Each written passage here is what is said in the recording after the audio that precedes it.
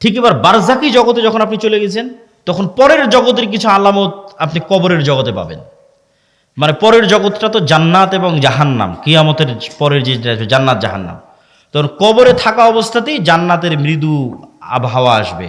তাহলে আলামত দেখাচ্ছে যে এর পরের যে জগৎ, সে জগতে তুমি জান্নাতে যাবা, সেটার কিছুটা আলামত নেও।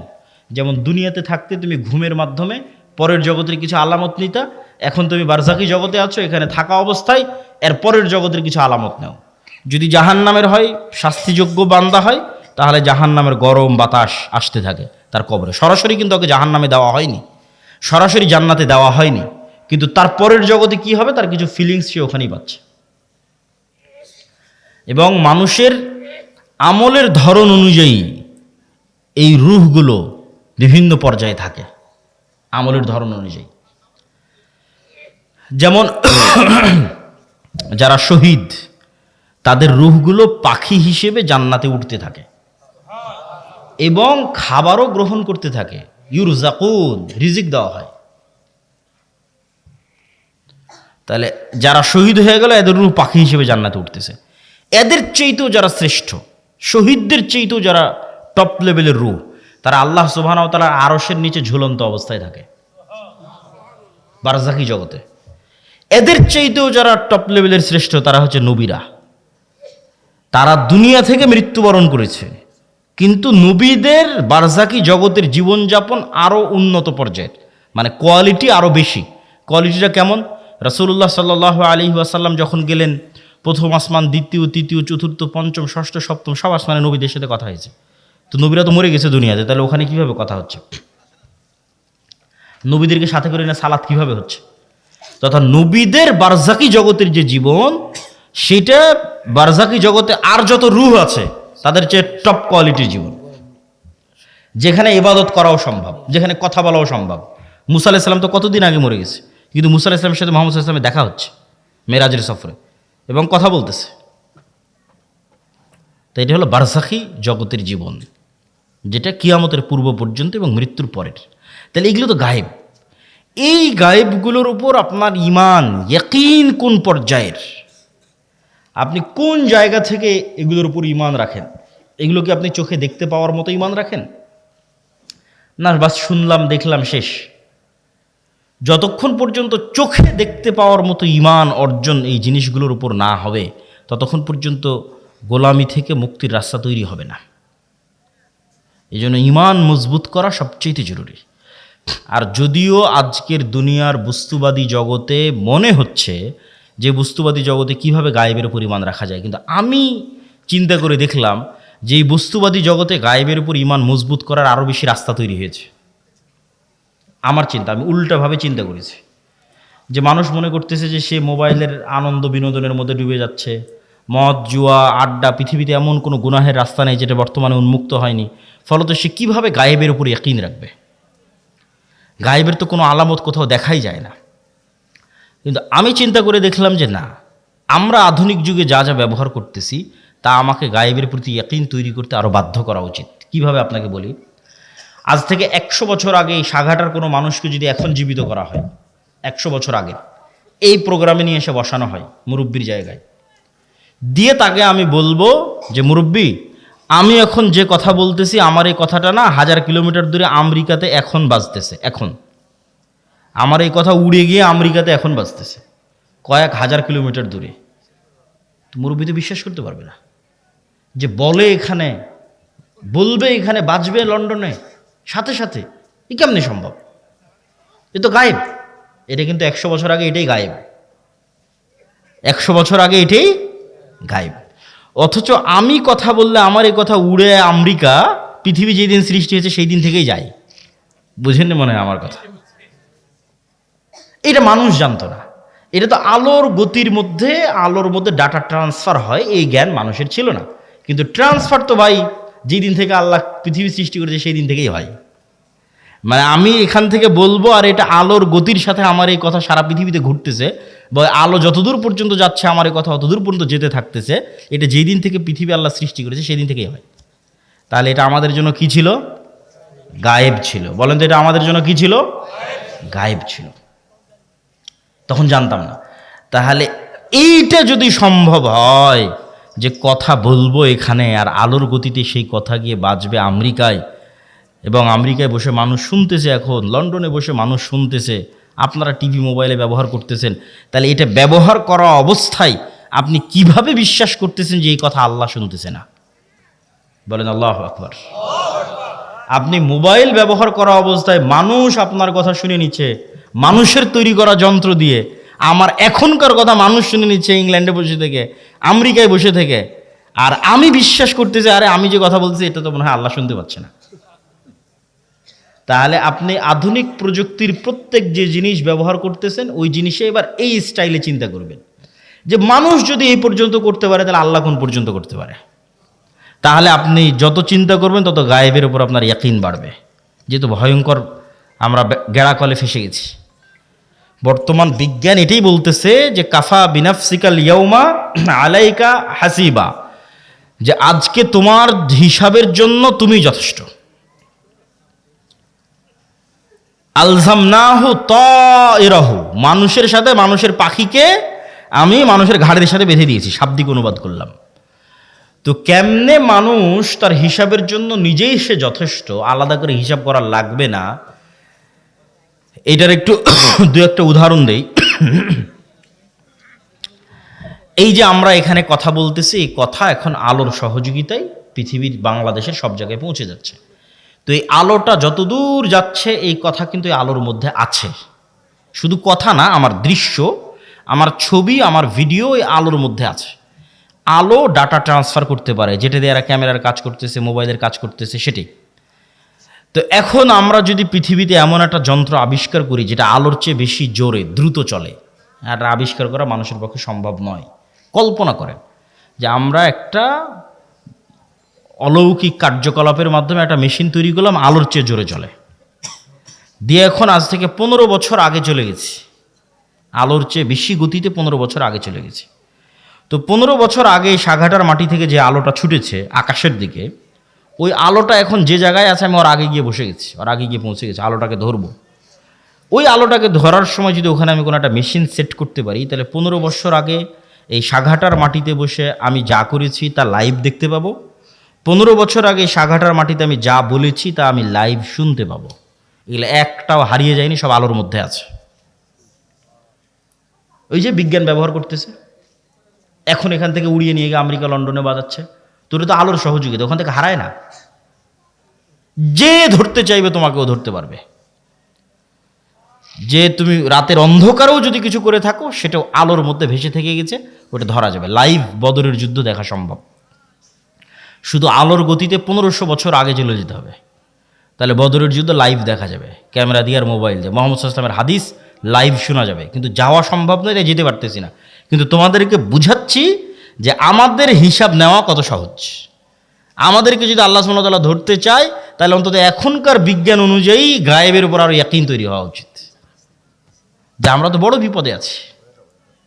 শুধু এই একটা নয়, এই যে পুনরুত্থান, আল্লাহ সুবহানাহু ওয়া তাআলা মানুষকে জীবিত করতে চায়, জীবিত করবে। তো মানুষের ডিএনএ যদি এখনকার বিজ্ঞান 10,000 বছর আগে, ধরো যে ডাইনোসর চলে গেছে, তার ডিএনএ যদি পাই, তাহলে ওর ক্লোন করে কাছাকাছি ওই মানের, ওর ওই ডাইনোসরের কি ছিল না ছিল সব কিছু বের করে নিয়ে আসতে পারবে। তো মনে করো তুমি মাটির সাথে মিশে হারিয়ে গেছো, ভাগও যদি পাওয়া যায়, ওখান থেকে তোমার ডিএনএ যদি বের করা যায়, তাহলে ডিএনএ বের করলে তো যত দ্রুত এই সায়েন্স অগ্রগতি লাভ করতেছে, অদূর ভবিষ্যতে দেখবা যে তোমার ডিএনএ দিয়ে তোমার লিভার তৈরি করা যাচ্ছে, তোমার ডিএনএ দিয়ে তোমার কিডনি তৈরি করা যাচ্ছে, খালি রুহটা দিতে পারবে না। তাহলে বিজ্ঞানীরাই তোমাকে 10,000 বছর পর আবার বানাতে পারবে, খালি রুহটা দিতে পারবে না।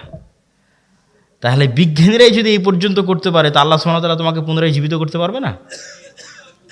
খুবই ভয়ঙ্কর। আল্লাহ সুবহানাহু ওয়া তাআলা অতি দ্রুত এবং অতি সহজে তোমাকে পুনরায় জীবিত করবে। এই জন্য মানুষের শরীরের সাথে মাটির প্রচণ্ড মিল আছে, প্রচণ্ড মিল আছে মানুষের শরীরের সাথে মাটির।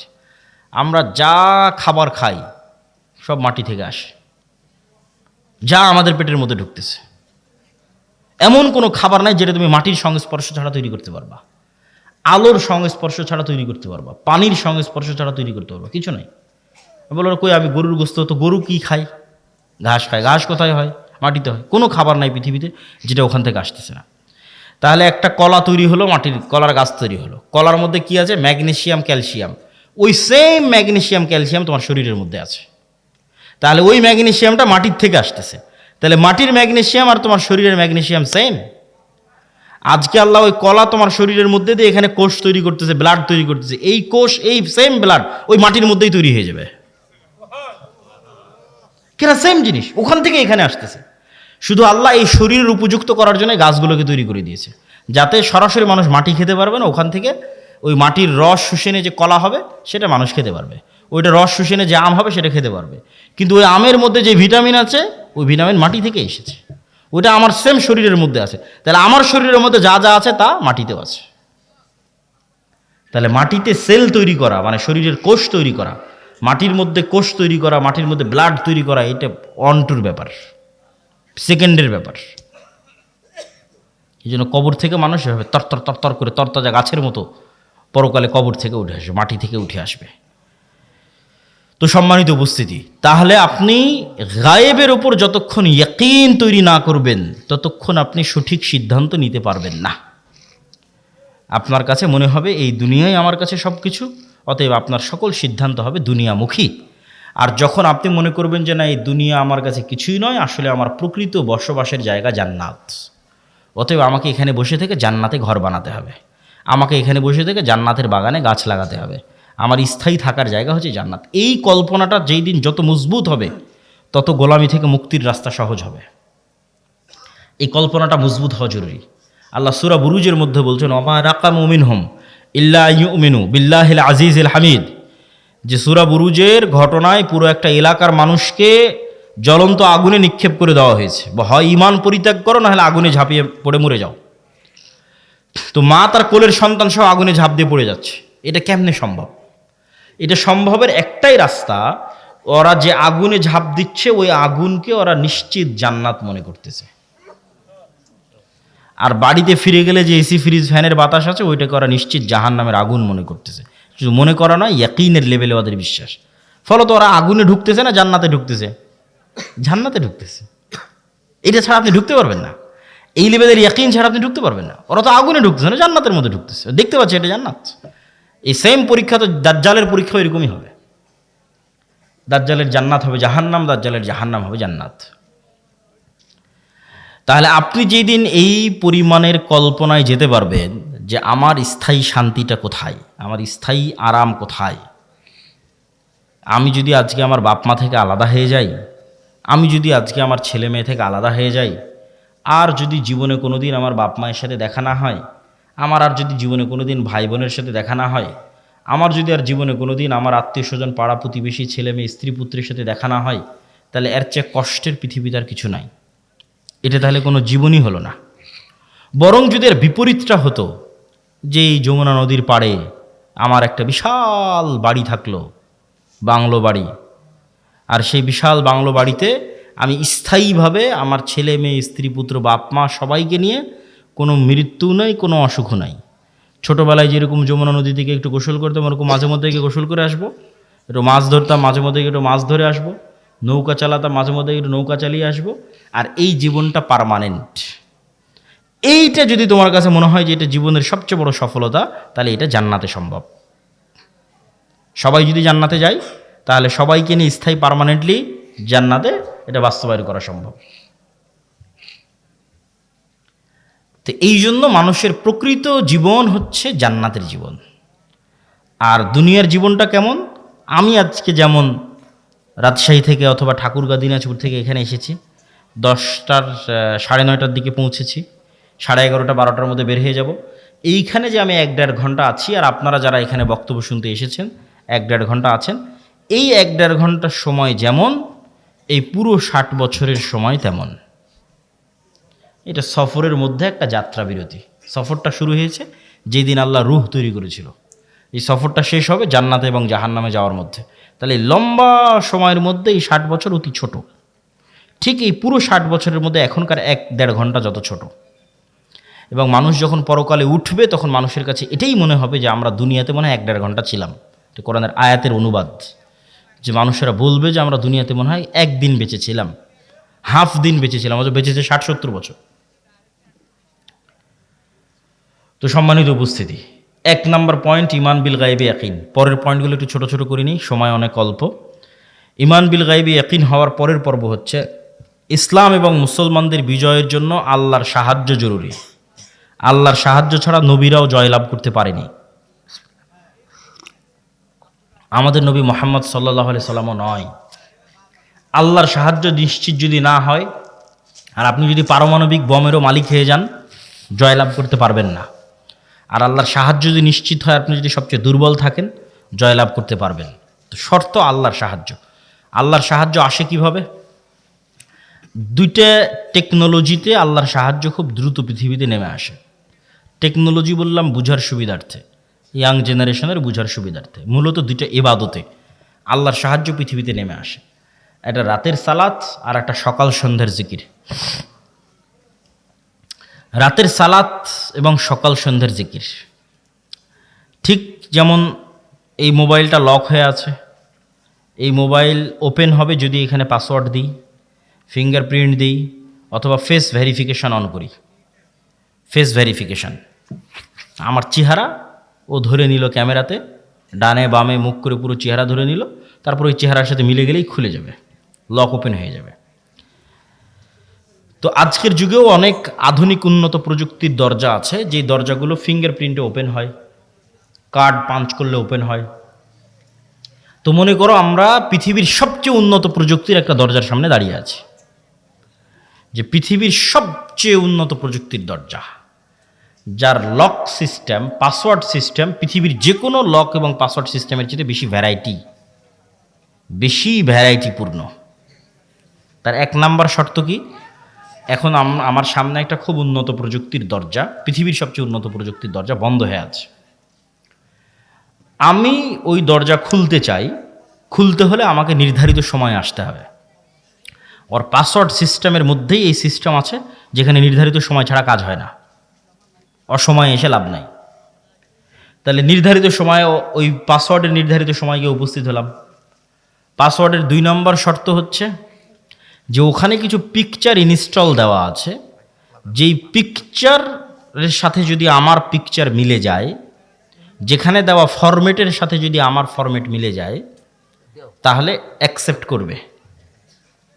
আর একটা জিনিস তার সাথে যুক্ত করা আছে, প্রত্যেক ফরম্যাটে একটা সাউন্ড আছে, মানে প্রত্যেক ফরম্যাটে কিছু সাউন্ড ওখানে সেভ করা আছে, যেটার সাথে আমার সাউন্ড মিলতে হবে, তাহলে দরজা উন্মুক্ত হবে। তাহলে এখন আমরা নির্ধারিত সময় গিয়ে দাঁড়ালাম, এভাবে হাত বাঁধলাম, এটা একটা ফরম্যাট, একটা চিত্র ওখানে দেওয়া আছে। এই ফরম্যাটের সাথে ওখানে কানেক্টেড করা আছে আলহামদুলিল্লাহ রাব্বিল আলামিন আর রহমানুর রহিম, একটা আওয়াজ, সেম আওয়াজ হতে হবে, সেম ফরম্যাটের সাথে। তারপরে রুকুতে চলে গেলাম, এটা একটা ফরম্যাটের একটা চিত্র, এটা ওই দরজাতে ইনস্টল করা আছে। ওখানে বললাম সুবহান রাব্বিল আযীম, এই আওয়াজটা ওই চিত্র, ওই ফরম্যাটের সাথে কানেক্টেড। তাহলে নির্ধারিত সময়ে গিয়ে নির্ধারিত পিকচার ফরম্যাট তৈরি করে নির্ধারিত আওয়াজ যখন আমি বলতে পারলাম, তখন দরজাটা খুলে গেল। তো এইটা এমনি জাস্ট বুঝানোর জন্য আমি বলতেছি, কিন্তু ঘটনা এর চাইতে বেশি উন্নত এবং এর চাইতে বেশি সরাসরি এবং এর চাইতে বেশি ডাইরেক্ট। ইবনুল কাইয়িম রাহিমাহুল্লাহ বলছেন যে মানুষ যখন সালাতে দাঁড়ায় এবং চোখ সিজদার দিকে নিবদ্ধিত রাখে এবং অন্তর আল্লাহর সাথে কানেক্টেড রাখে, তখন আল্লাহ সুবহানাহু ওয়া তাআলা তার নূরের পর্দা সরিয়ে বান্দার মুখোমুখি হয়ে যান। তো এটাই ইবনুল কাইয়িম রাহিমাহুল্লাহ বলেছে। আমি এই জিনিসটাকে আরও সহজ করার জন্য আর একটা উদাহরণ দিই। আমি যে উদাহরণ দেবো ওইটার মতো তা কিন্তু নয়, কিন্তু এটা তার চাইতে আরও কত উন্নত সেটা একমাত্র আল্লাহ সুবহানাহু ওয়া তাআলা জানেন। সেটা আমার পক্ষে বলাও সম্ভব নয়, জানাও সম্ভব নয়, কিন্তু বুঝানোর সুবিধার্থে বলতেছি। আমরা অনলাইনে ক্লাস করি না? অনলাইনে ক্লাস করার সময় টিচার আসলো, জুমে লগ ইন করলো, আমিও জুমে লগ ইন করলাম। তো জুমে লগ ইন করার পর আমি এবং আমার টিচার দুইজনই ক্লাসে অংশগ্রহণ করেছি। তো আমরা যে ইন্টারনেট ব্যবস্থাপনার মাধ্যমে এবং যে মোবাইল ব্যবস্থাপনার মাধ্যমে সরাসরি আমার টিচারের মুখোমুখি হয়ে ক্লাস করতেছি, সালাত এই ইন্টারনেট এবং এই মোবাইলের যোগাযোগের চাইতে হাজারো কোটি গুণের লক্ষ উন্নত প্রযুক্তি আল্লাহর সাথে ডাইরেক্ট কানেক্ট করার, আল্লাহর সাথে ডাইরেক্ট মুখোমুখি হওয়ার, আল্লাহর সামনে ডাইরেক্ট উপস্থিত হওয়ার। তাহলে আল্লাহর সাহায্য পৃথিবীতে নেমে আসবে, এটার লক এবং পাসওয়ার্ড এই আল্লাহর সাহায্যের দরজা উন্মুক্তই হয় সালাত দিয়ে সাথে সাথে। এই জন্য রাসূলুল্লাহ সাল্লাল্লাহু আলাইহি ওয়াসাল্লাম সূর্যগ্রহণে সালাত আদায় করেন, চন্দ্রগ্রহণে সালাত আদায় করেন, বৃষ্টি প্রার্থনার জন্য সালাত আদায় করেন, জানাজার জন্য সালাত আদায় করেন। সালাত আল্লাহর সাথে ডাইরেক্ট কানেকশনের, পৃথিবীর আসমানি জগতের সাথে, গায়েবী জগতের সাথে, দুনিয়ার জগতের কানেকশনের মাধ্যম, যোগাযোগের মাধ্যম। এইটি দিয়ে আসমান থেকে সহযোগিতা নেমে আসে। এই জন্য রাসূল সাল্লাল্লাহু আলাইহি ওয়াসাল্লাম বদরের যুদ্ধের আগের দিন লম্বা রাতের সালাত আদায় করতেছেন। সবাই ঘুমিয়ে গেছে, উনি ঘুমাননি। আবু বকর রাদিয়াল্লাহু তাআলা আনহু ক্লান্ত হয়ে বলছেন, কাফাকা মুনাশাদাতাকা রাব্বাক, আরে আপনি নবী হয়ে এত বলা লাগে আল্লাহকে, এত লম্বা রাতের সালাত, এত লম্বা দোয়া। কিন্তু মুহাম্মদ সাল্লাল্লাহু আলাইহি ওয়াসাল্লাম খুব ভালো করে জানেন, আবু বকরের চেয়েও ভালো করে জানেন যে আসমান থেকে সহযোগিতা নামাতে হলে সালাতে দাঁড়াতেই হবে, আসমান থেকে সহযোগিতা নিয়ে আসতে হলে রাতে উঠতেই হবে, নির্ধারিত টাইমে, নির্ধারিত ফরম্যাটে, নির্ধারিত আওয়াজে, নির্ধারিত সিস্টেমে অন্তরকে আল্লাহ সুবহানাহু ওয়া তাআলার সাথে কানেক্টেড রেখে সালাতে দাঁড়াতে হবে। তাহলে আল্লাহ সুবহানাহু ওয়া তাআলার সাহায্য নেমে আসবে, এর বাইরে কোনো রাস্তা নাই। আরেকটা ইবাদত যেটা দিয়ে আল্লাহ সুবহানাহু ওয়া তাআলার সাহায্য পৃথিবীতে নামে, এটা বলে বক্তব্যের শেষের দিকে চলে যাব, সেটা হচ্ছে জিকির। সকাল সন্ধ্যার জিকির অথবা এমনিতেও জিকির। জিকিরকে সহজ করে বোঝানোর জন্য আমি বলি, ইয়াং জেনারেশনের বোঝানোর জন্য, সহজ করে বোঝানোর জন্য বলি যে এটা হচ্ছে সাউন্ড টেকনোলজি, শব্দ বা আওয়াজ ভিত্তিক একটা প্রযুক্তি। আমাদের আধুনিক সভ্যতা দাঁড়িয়ে আছে, এই যে ক্যামেরা এবং মোবাইলের সভ্যতা দাঁড়িয়ে আছে আলোর উপর, ওয়েভ, তরঙ্গর উপর, যেটা প্রথমে তোমাদের বুঝালাম যে পুরো ইন্টারনেটের এই সভ্যতাটা দাঁড়িয়ে আছে, মোবাইলের এই সভ্যতা দাঁড়িয়ে আছে আলোর তরঙ্গের মধ্যে দিয়ে ডাটা ট্রান্সফার হয়, লিখলে ওখানে থাকে, ভিডিও দিলে ওখানে দেখা যায়, অডিও ভিডিও সবই ওই আলোর মধ্যে আছে, বাতাসের হাওয়ার মধ্যে আছে। ওটাকে ইউজ করে কাজে লাগানো, এটাই হলো আধুনিক সভ্যতার মূল ভিত্তি। তো আরেকটা এর চাইতে হাজার এবং লক্ষ কোটি গুণ পাওয়ারফুল একটা প্রযুক্তি, যেটার ধারে কাছে পৃথিবীর কোনো বিজ্ঞান নাই, সেটা হচ্ছে সাউন্ড টেকনোলজি। বিজ্ঞানের পক্ষে যাওয়া সম্ভব নয়। এই প্রযুক্তির কিছু জ্ঞান আল্লাহ সুলাইমান আলাইহিস সালামকে দিয়েছিলেন। ওয়ামা উতিতু মিনাল ইলমি ইল্লা কালিলা, আল্লাহ অনেক অল্প জ্ঞান মানুষকে দিয়েছে, এই অল্প জ্ঞানের মধ্যেও এই টপ লেভেলের এই জ্ঞানটা সুলাইমান আলাইহিস সালামকে দেওয়া ছিল কিছু। এই জন্য সুলাইমান আলাইহিস সালাম পিঁপড়া কি বলতেছে বুঝতেন, মানে পিঁপড়ার আওয়াজ সুলাইমান আলাইহিস সালাম বুঝতেন। আবার কি বললে পিঁপড়া বুঝবে, মানে কোন আওয়াজ মুখ দিয়ে বের করলে পিঁপড়া বুঝবে, সে আওয়াজ সুলাইমান আলাইহিস সালাম জানতেন। এটা তো আওয়াজের টেকনোলজি, সাউন্ড টেকনোলজি। পাখি কি বলতেছে এটা সুলাইমান আলাইহিস সালাম বুঝতেন, কোন আওয়াজটা বের করলে পাখি বুঝবে, যেমন আমি বাংলা আওয়াজ বের করতেছি আপনি বুঝতেছেন, আবার আমি যদি ইংরেজি শিখি ইংরেজি আওয়াজ বের করবো আপনি বুঝবেন। তো পাখিও তো একটা আওয়াজ বের করছে, আমি তো বুঝি না, তাহলে ওই টেকনোলজির জ্ঞান আমার নাই। আবার আমি কি বললে ওই পাখি বুঝবে সেটাও তো আমি জানি না। তাহলে এটার কিছু জ্ঞান কাকে দেওয়া ছিল? সুলাইমান আলাইহিস সালাতু ওয়াস সালামকে দেওয়া ছিল। সুলাইমান আলাইহিস সালাতু ওয়াস সালাম বললেন যে বিলকিসের সিংহাসন নিয়ে আসতে হবে। তো ইফরিতুম মিনাল জিন, ইফরিত নামক একটা জিন দাঁড়িয়ে বলল যে আপনার চেয়ার থেকে উঠার পূর্বেই অথবা দাঁড়িয়ে থেকে বসার পূর্বেই আমি বিলকিসের সিংহাসন নিয়ে আসব। সুলাইমান আলাইহিস সালাম রাজি হলেন না এটাতে। তখন এমন একজন ব্যক্তি যাকে আল্লাহ জ্ঞান দিয়েছিল, এভাবে বলা আছে কোরআনে, এটা কোরআনের আয়াত, এ এখন জিন না মানুষ, ওর নাম কি তা উল্লেখ করা নেই, খালি বলা আছে এমন একজন ব্যক্তি যাকে আল্লাহ কি দিয়েছিল? জ্ঞান দিয়েছিল। সে বলল আপনার চোখের পলক পড়ার পূর্বেই বিলকিসের সিংহাসন এখানে উপস্থিত হবে, জ্ঞান দিয়েছিল। তো অনেক মুফাসসিরিনে কেরাম অ্যানালাইসিস করেছে, বিশ্লেষণ করেছে, এবং আমার কাছে মনে হয় হতে পারে, আল্লাহ ভালো জানে, জ্ঞান আল্লাহর কাছে, যে উনি বিশেষ কোনো জিকির জানতেন, যেই জিকির দিয়ে উনি চোখের পলকে সিংহাসনকে সেখান থেকে উঠিয়ে সুলাইমান আলাইহিস সালাতু ওয়াস সালামের সামনে পেশ করে দিয়েছেন। এটা হচ্ছে সাউন্ড টেকনোলজি, বিশেষ কোনো জ্ঞান আল্লাহ ওনাকে দিয়েছিলেন, যিনি বিলকিসের এই সিংহাসনকে সেখান থেকে উঠিয়ে নিয়ে এসেছে চোখের পলকে। কিভাবে আনা যাবে, কোন প্রযুক্তিতে আনা যাবে, এটার জ্ঞান আল্লাহ তাকে দিয়েছিল। কোরআনে বলা আছে এমন একজন ব্যক্তি যাকে আল্লাহ জ্ঞান দিয়েছিলেন। তো আওয়াজ যে খুবই পাওয়ারফুল, আওয়াজ যে খুবই শক্তিশালী, তার দুটো উদাহরণ দেই। এক, আল্লাহ কিয়ামত কায়েম করবে আওয়াজ দিয়ে। ইসরাফিলকে রেডি করা আছে, সামনে বাঁশি আছে, বাঁশিতে ফু দিবে, আওয়াজ তৈরি হবে, আওয়াজে আসমান জমিন ভেঙে যাবে, আওয়াজে পাহাড় আকাশে উঠতে থাকবে, আওয়াজে চন্দ্র সূর্য নক্ষত্র রাজি ভেঙে চূর্ণ বিচূর্ণ হয়ে যাবে। কিয়ামত কায়েম হবে আওয়াজে। গেল এক, উদাহরণ নাম্বার এক। উদাহরণ নাম্বার দুই, কিয়ামতের পূর্বে যখন সবাই মারা যাবে, সবার মৃত্যু হবে, আরশ বহনকারী ফেরেশতার মৃত্যু হবে, জিবরাইল, মালাকুল মউত, সবার মৃত্যু হবে। মৃত্যু হওয়ার পর শুনশান নীরব পৃথিবী ওয়ায়াবকা ওয়াজহু রাব্বিকা যুল জালালি ওয়াল ইকরাম কুল্লু মান আলাইহা ফান, সব শেষ হয়ে গেছে, শুধু মহান আল্লাহ রব্বুল আলামিন, রব্বুল ইজ্জাত, তিনি আছেন। কতদিন এভাবে থাকবে রব্বুল ইজ্জাত জানে, রব্বুল আলামিন জানে। তারপরে উনি যখন পৃথিবীর সব মানুষকে কিয়ামত কায়েম করতে চাইবেন, তখন ইসরাফিলকে জীবিত করে আবার ওই বাঁশিতে ফু দিতে বলবেন, সেখান থেকে একটা আওয়াজ তৈরি হবে, আওয়াজে দুনিয়ার সব মানুষ কবর থেকে উঠে কিয়ামতের মাঠের দিকে উলঙ্গ অবস্থায় দৌড়াতে থাকবে। তাহলে আওয়াজ কত পাওয়ারফুল, আওয়াজের ধরন কত পাওয়ারফুল হতে পারে যে আওয়াজে সব মানুষ জীবিত হয়ে যাবে, আওয়াজে আসমান জমিন ধ্বংস হয়ে যাবে। আওয়াজ যে শক্তিশালী, শব্দ যে শক্তিশালী, বাক্য যে শক্তিশালী, সাউন্ড যে শক্তিশালী, এর আরেকটা উদাহরণ দিয়ে এই পর্বের আলোচনা শেষ করি। আল্লাহ সুবহানাহু ওয়া তাআলা বলছেন ইউসাব্বিহু লিল্লাহি মা ফিস সামাওয়াতি ওয়া মা ফিল আরজ। এটা গায়েবের নিউজ, গায়েবে এটা চলতেছে, আমরা জানি না, আল্লাহ নিজে সংবাদ দিচ্ছে। সেটা কি? আসমান জমিন এবং তার মধ্যে যা কিছু আছে, এই টিস্যু হোক, আর এই পিরিচের প্লেট হোক, আর এই পোস্টার হোক, আর এই গায়ের জামা হোক, আর প্যান্ডেল হোক, আর এই মাইক হোক, আর মোবাইল হোক, এরা 24 ঘন্টা আল্লাহর তাসবিহ পাঠ করতেছে। আল্লাহু আকবার। আসমান এবং জমিনের মধ্যে যা কিছু আছে, কীট পতঙ্গ, পঙ্গপাল, জীব জন্তু, জানোয়ার, সব আল্লাহর তাসবিহ পাঠ করতেছে 24 ঘন্টা। তাহলে 24 ঘন্টা আল্লাহ তাসবিহ পাঠ করতেছে, মানে আওয়াজ বের হচ্ছে। নিশ্চিত থাকেন এগুলো থেকে আওয়াজ বের হচ্ছে, এগুলো থেকে আওয়াজ বের হচ্ছে। এবং এরা শুধু আওয়াজ বের করে না, এরা আওয়াজ বুঝে এবং শোনে।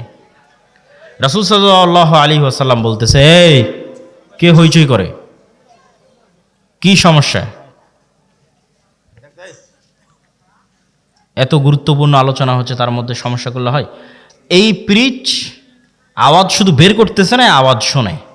রাসূল সাল্লাল্লাহু আলাইহি ওয়াসাল্লাম বলতেছে, মুয়াজ্জিন যখন আজান দেয়, যতদূর পর্যন্ত তার আওয়াজ যায়, প্রত্যেকটা জীব জন্তু, জড়বস্তু, জড় পদার্থ, কীট পতঙ্গ, পঙ্গপাল, ধূলিকণা, বালিকণা, সব ওই আওয়াজ বুঝে কিয়ামতের মাঠে সাক্ষী দিবে। আল্লাহু আকবার। তাহলে আওয়াজের উপরেই সব দাঁড়িয়ে আছে। এরা 24 ঘন্টা তাসবিহ পাঠ করতেছে, আবার আপনি তাসবিহ পড়লে এরা বুঝতেও পারতেছে। আপনি সুবহানাল্লাহ বলবেন, এ বোঝে সুবহানাল্লাহ, আলহামদুলিল্লাহ বলবেন, এ বোঝে আলহামদুলিল্লাহ, আল্লাহু আকবার বলবেন, এ বোঝে আল্লাহু আকবার। এই জন্য জিকির খুবই পাওয়ারফুল। আর এই জন্য আল্লাহ সুবহানাহু ওয়া তাআলা উম্মতে মুহাম্মাদিকে যেই নিয়ামতটা দিয়েছেন, এটা পৃথিবীর সবচেয়ে শক্তিশালী। মুসা আলাইহি সালাতু ওয়াস সালামের লাঠি এবং ঈসা আলাইহিস সালাতু ওয়াস সালাম যে জীবিতকে মৃত করতেন, আর অন্ধকে চক্ষুষ্মান করতেন, টাক মাথায় হাত দিলে চুল গজিয়ে যেত, এগুলো সবগুলোর চেয়ে পাওয়ারফুল হচ্ছে কোরআন। কেন মুসা আলাইহিস সালামের লাঠির চেয়ে তো পাওয়ারফুল? কেন এই কোরআন সরাসরি আল্লাহর নিজের আওয়াজ। বলেন আল্লাহু আকবার। আল্লাহর নিজের সাউন্ড, আল্লাহর নিজের শব্দ, আল্লাহর নিজের বাক্য। পৃথিবীতে থাকা একমাত্র কিছু যা ডাইরেক্টলি কানেক্টেড রব্বুল আলামিনের জাতের সাথে, একমাত্র। আর বাকি পৃথিবীর সব আল্লাহর সৃষ্টি। শুধু কোরআন সরাসরি আল্লাহর আওয়াজ, আল্লাহর সাউন্ড, যা আল্লাহর থেকে জিবরাইল আলাইহিস সালাম শুনেছে, জিবরাইল আলাইহিস সালাম থেকে মুহাম্মদ সাল্লাল্লাহু আলাইহি ওয়াসাল্লাম শুনেছে, তার কাছ থেকে আমরা শুনেছি। তাহলে উম্মতে মুহাম্মাদের উপর সবচেয়ে বড় নিয়ামত হচ্ছে কোরআন। আর এই জন্য সবচেয়ে বড় জিকির হচ্ছে কোরআন। সর্বশ্রেষ্ঠ জিকির হচ্ছে কোরআন তেলাওয়াত। কিন্তু এই কোরআন বুঝলে তো, মানলে তো উম্মতে মুহাম্মাদের মুক্তি হবে। কেউ বুঝেও না, কেউ মানেও না, হাফেজ হয়ে শেষ, তাহলে তো হবে না। শুধু কোরআন আরবিতে পড়া শিখে নিলাম দিয়ে শেষ না। কোরআনে আল্লাহ সুবহানাহু ওয়া তাআলা বোঝার জিনিস দিয়েছেন, চিন্তা করার জিনিস দিয়েছেন, এটা খুব জরুরি। তো আমাদের বক্তব্যের শেষ দুইটা পয়েন্ট, আজকের অবশ্য সব আলোচনা আল্লাহর পথে যাত্রা এই বইয়ের মধ্যে আছে। এই বইটা প্রত্যেক মসজিদ, মাদ্রাসায়, স্কুল, কলেজে প্রতি সপ্তাহে অন্তত একদিন সাপ্তাহিক দার্সের অন্তর্ভুক্ত করা উচিত, পাঠচক্র, তালিমি বৈঠকের অন্তর্ভুক্ত করা উচিত। তবে বইটা আজকে নাই, এর আগের প্রোগ্রামই শেষ হয়ে গেছে। আজকে মনে হয় শুধু 2-3টা বই আছে, তার মধ্যে এই উপদেশ একটা, আর কি আছে, আর ফতোয়া সিরিজ একটা, শুধু 3-4টাই বই আছে। উপদেশ 2-3টে আর ফতোয়ার একটা। আগের প্রোগ্রামে সব বই শেষ হয়ে যাওয়াতে আমরা এখানে আর নিয়ে আসতে পারিনি। তবে কোনো বই না নিলেও আল্লাহর পথে যাত্রা এই বইটা অনলাইনে অর্ডার দিয়ে হলেও, জামিয়া সালাফিতে যোগাযোগ করে হলেও প্রত্যেক মসজিদে, মাদ্রাসায়, ব্যক্তিগত বাড়িতে, পরিবারে একটা করে রাখা উচিত। এটা ঈমান বিল গায়বে ইয়াকিন তৈরি করার জন্য। শেষ 2 পয়েন্ট, সত্যবাদিতা, ন্যায়পরায়ণতা আর জ্ঞান ও শিক্ষা। পৃথিবীতে গোলামি থেকে মুক্ত হওয়ার জন্য এবং নেতা হওয়ার জন্য আল্লাহ কিছু ফাংশন পৃথিবীতে রেখেছেন। এতক্ষণ যেগুলো বলে মানে সব গায়েবের ফাংশন, এখন বাস্তব জগতের ফাংশন বলি।